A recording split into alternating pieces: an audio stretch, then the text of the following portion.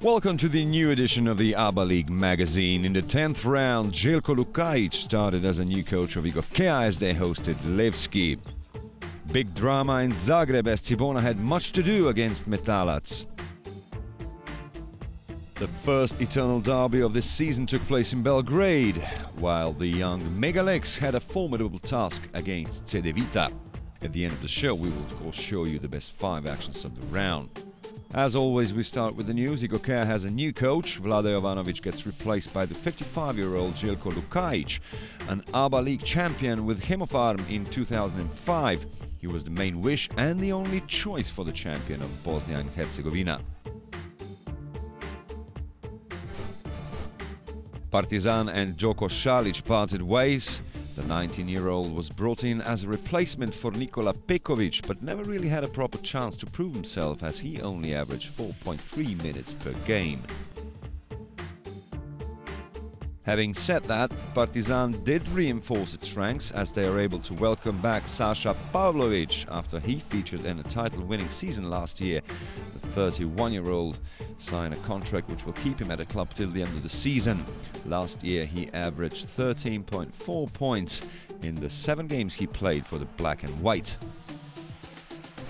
And last but not least, Jasmin Repeša is suspended for 1 game due to improper conduct. Repeša treated the referees inappropriately and also receives a financial fine of 500 euros.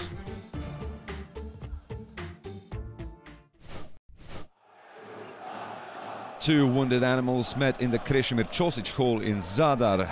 The home team hadn't tasted success in over a month after that poor run of 6 straight defeats, and Krka on the other hand was in the middle of a run of 3 successive defeats and having also lost in the home championship. The visitors started better as their first 6 points went unanswered before Josip Sobin broke the deadlock for Zadar after almost 3 minutes. When Mirko Mulalic scored the first 2 of his 13 points altogether, Krka was in front by 6, and as it turned out, it was their biggest advantage of the game. In the next 4 minutes, Krka couldn't score a single point, and of course, the hosts took advantage of that. In fact, it was James Florence who scored the next 8 points to put Zadar 3 points ahead.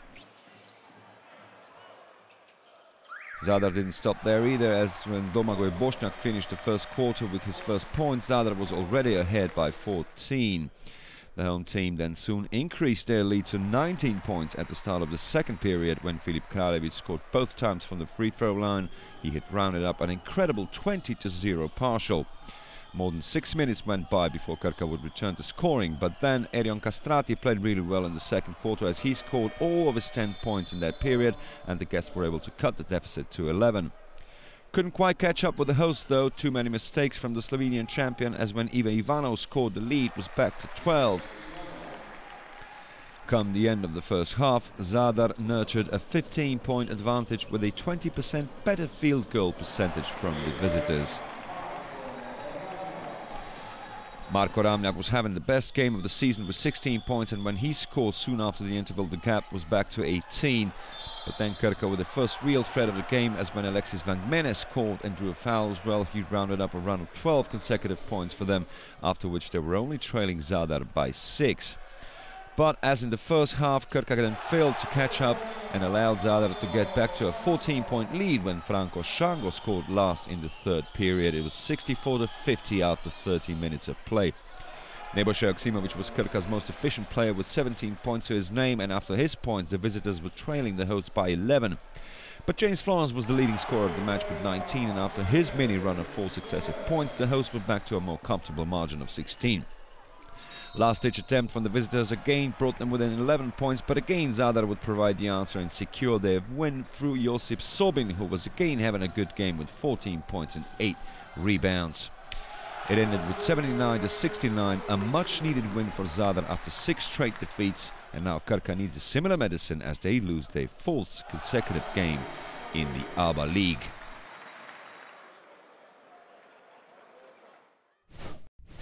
No real change in the Olympia's medical roster, as they were again without Drupnik, Muric and Salin when MZT Skopje came to town, fresh from securing their first away win of the season when they beat Igokea in Laktashi. Marko Marinovic with an opener from distance, while the visitors' first points were from a counter-attack concluded by Ivan Marinkovic.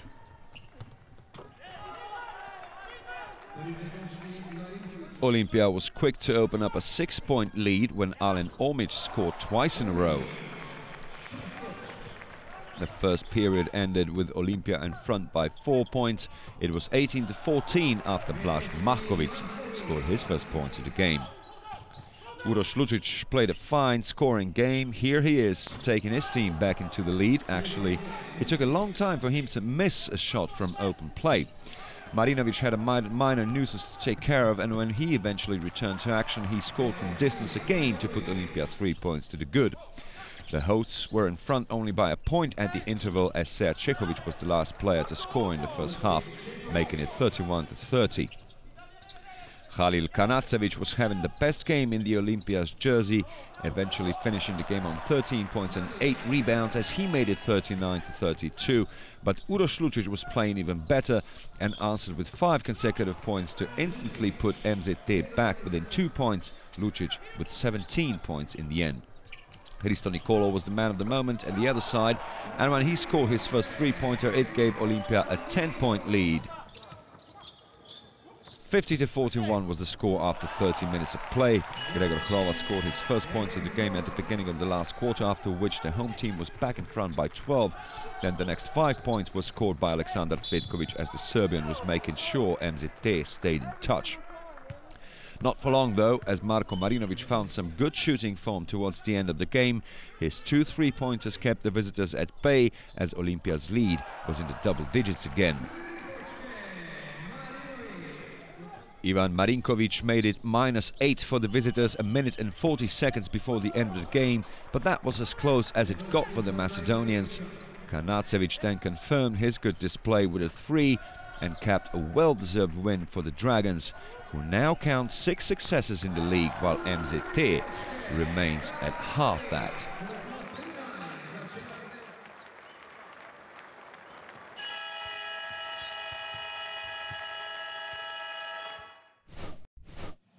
Podgorica was a tough place for Solnok to visit despite a good form, as Budućnost is the second strongest team of the league at the moment, with only 1 defeat so far. It was Solnok who opened the scoring in this match through Peter Lorant.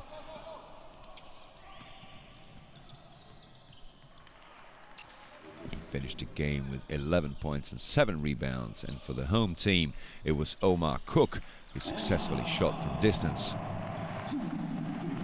But it was the visitors with a better start to the game, as they were quick to open up a 7-point lead when David Vojvoda scored 3 points from that offense.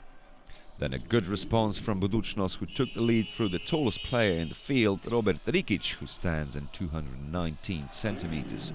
Still, the visitors were able to finish the period on a high, as they were in front by 21-17 after the first 10 minutes, courtesy of the veteran Marton Bader. Soon in the second quarter, Aleksa Popovic scored twice from distance to put Budućnost within a point of the visitors, who in turn then replied with a run of 5 consecutive points, concluded by Stefan Sinovic.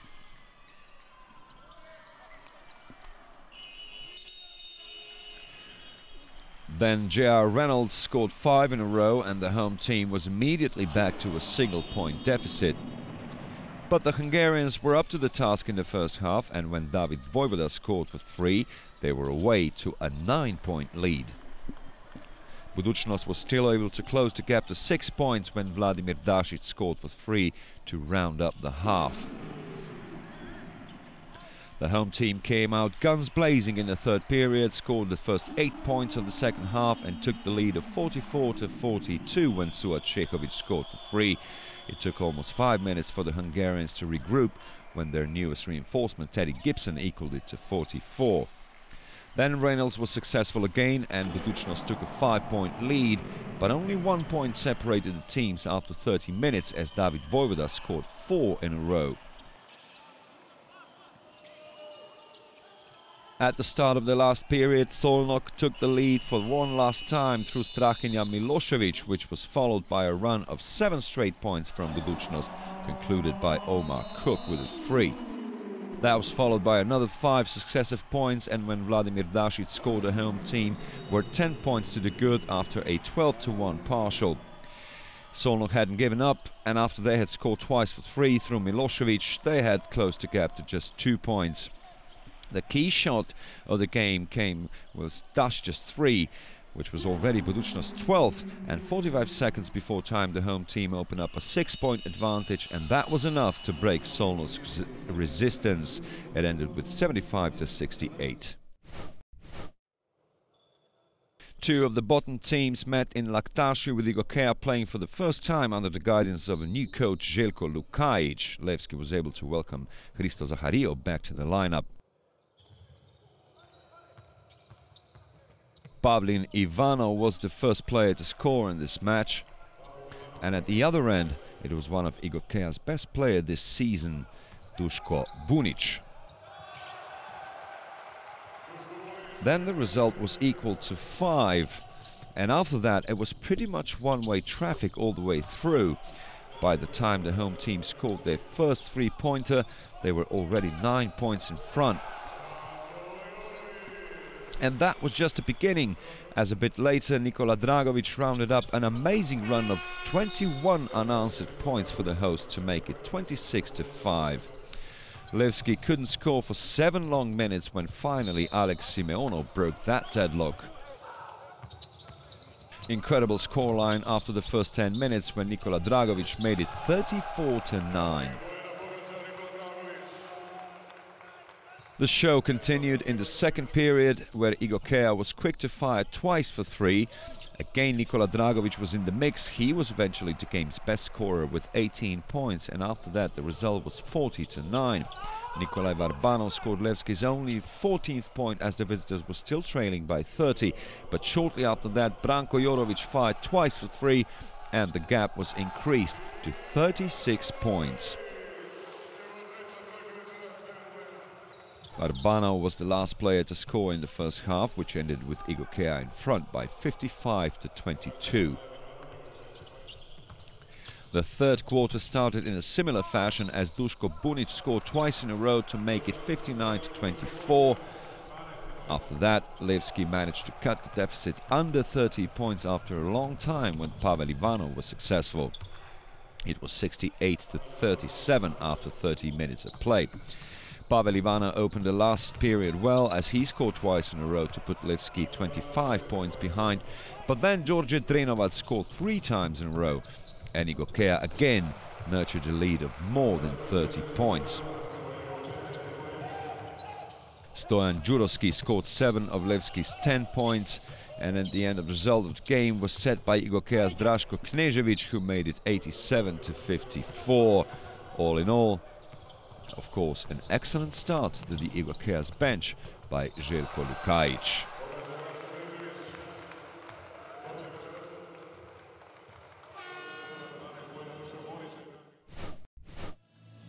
The defending champion hosted a newcomer Metalac in the Dražen Petrović Basketball Center. It was the first appearance in the Croatian capital after 35 years for the Valjevo outfit, who had arrived, having previously won 4 games on the trot.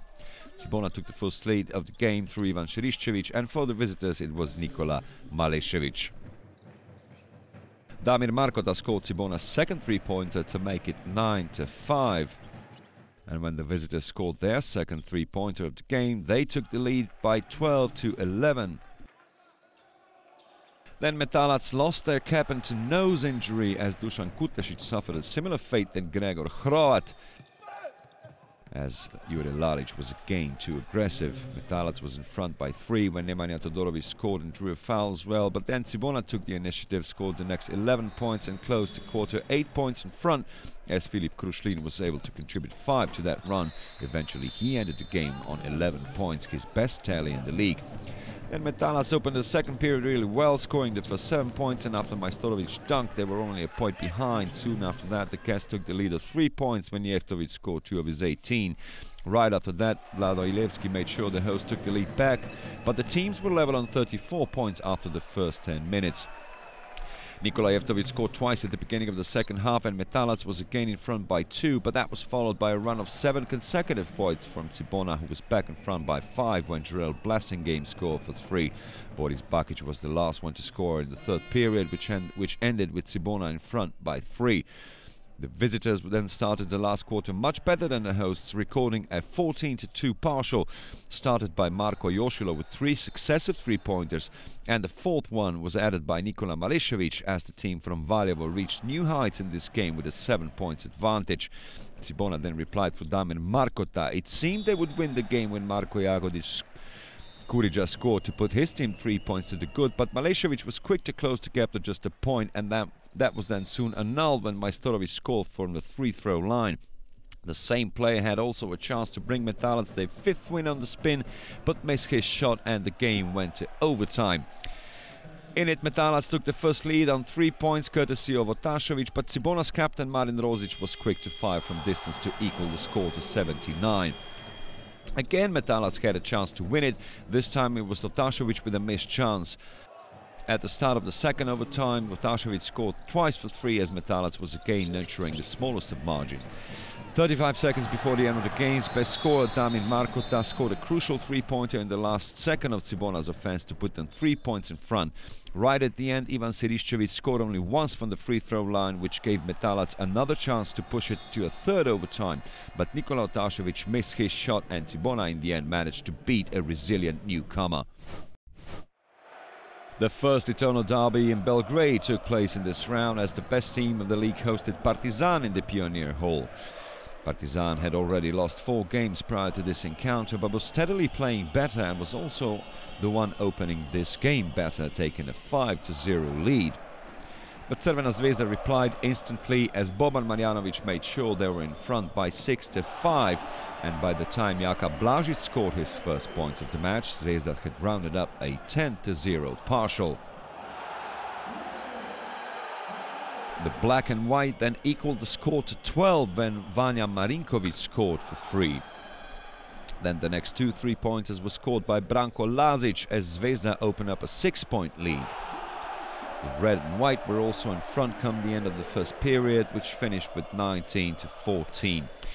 Then an unfortunate situation for the visitors as Edo Murić damaged his shoulder, couldn't play again in this game, and after that Crvena Zvezda reached a double-digit lead for the first time in the game as Charles Jenkins was successful. Crvena Zvezda was already 13 points to the good when Mike Cirbes rounded up a 13-1 partial for the hosts. The lead was 14 points when Branko Lazić scored again.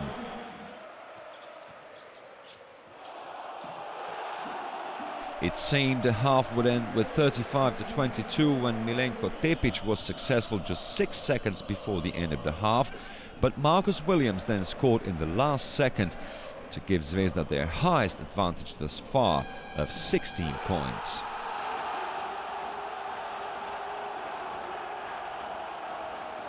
Just like in the first half, Partizan started the second one better as Marinković closed the gap to 12. Zvezda's reply was a run of 5 successive points, and the lead was again 15 as their captain Luka Mitrovic was successful. The hosts were soon 17 points in front when Jenkins scored 6 points in a row. He was also the one who set the result after 13 minutes of play when it was 57-36. At the start of the last period, Crvena Zvezda opened up a 22-point lead after Nemanja Dangubić scored for 3. But after that, Partizan would find some rhythm, mainly through Milan Mačvan, who started a run of 11 consecutive points for the black and white, and after Tepic's points, Partizan was behind by 11. Branko Lazić then stopped that run from the visitors with his third three-pointer. And after that, Partizan managed to close the gap to 8 when Mihailo Andrić scored from distance.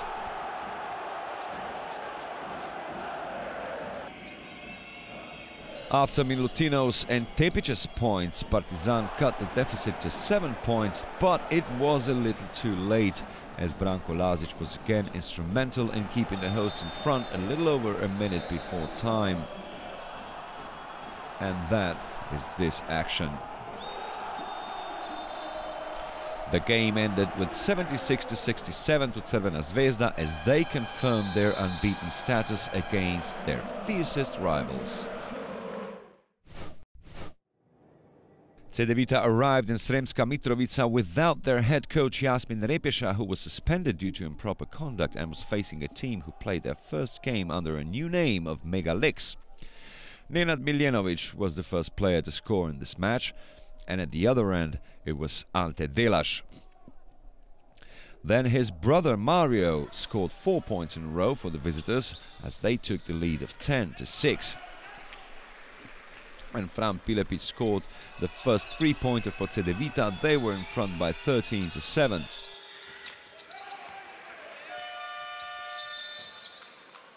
A little later, they were in front by more than 10 points for the first time in the game when Miro Bilan was successful. Mega scored their first 3-pointer in their 5th attempt, courtesy of Nenad Miljenovic, who made it 23-14. It was 25-14 to the visitors after the first 10 minutes. The home team then opened the second period better, scoring the first 7 points to close the gap to 4, as Maršan was successful from the free-throw line. It took more than 3 minutes for Cedevita to get going in this quarter when Bilan then made it 27-21. Then Dusan Cantekin scored twice in a row and Megalex was only behind by 3. Cedevita replied with a 3 from Ivan Ramljak, which had put the visitors back to an 8-point advantage. The half finished with 37-31 after Nemanja Gorgic was the last player to score in it. Soon after the interval, Cedevita was again 10 points in front after Tomislav Zupčić scored twice for 3. Soon after that, they escaped to a 16-point lead after Fran Pilepic drove to the basket and rounded up a 14-2 partial for the visitors. Then Nemanja Krstic scored for 3 and closed the gap to 12 points, but they were still 16 points behind come the end of the period after Mario Delaš made it 60-44. The guests also opened the last quarter better and was soon 18 points to the good when Marko Babic was successful. When Miro Bilan scored twice in a row, Cedevita was in front by more than 20 for the first time in the match. Tomislav Zupčić was having the best game of the season with 15 points scored, and by the time he dunked after a missed shot from Carlos Ganec, the visitors were back to a 22-point lead. That was 3.5 minutes before time, and the game was of course decided. Ended with 81-55. So, much needed win for Zadar keeps them afloat, and Olimpija keeps in touch with the top after beating MZT. Cibona had to work hard to see off Metalac after 2 overtimes. The highest win of the round goes to Igokea, and a show win for Crvena Zvezda in the Eternal Derby. No change at the top. Crvena Zvezda and Budućnost still occupy the first 2 places. Cedevita remains at 3rd place, while Olimpija now concludes the first 4. The middle of the table is still crowded, with Krka leading the way, while things start to look really bleak for the last place Levski, who still only has 1 win to their name.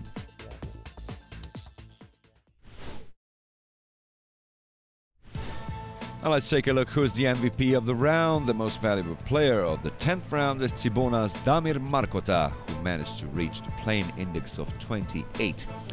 He did that by scoring 21 points, 6 rebounds and 2 assists in the 37 minutes he played against Metalac in that double overtime game.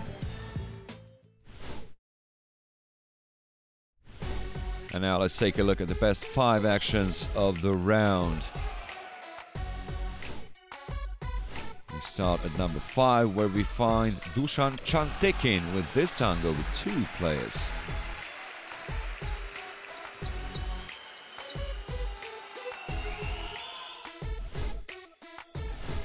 another dunk at number 4. This after this nice pass to Đorđe Majstorović, who finished it off really nicely indeed.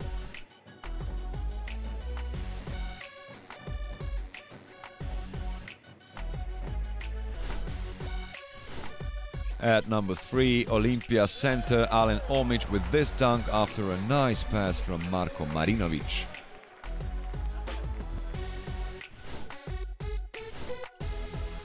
Number 2, we have Vladimir Dašić. Look at this.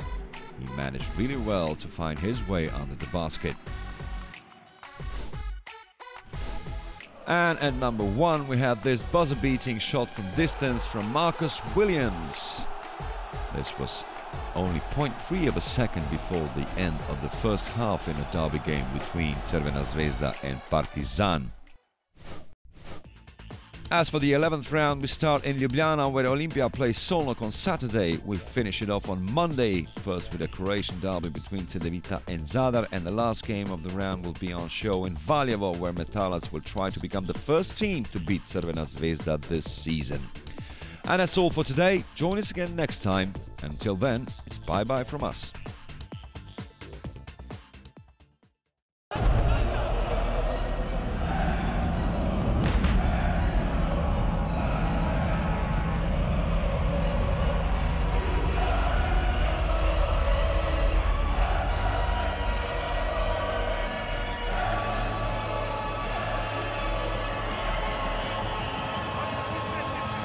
Liga!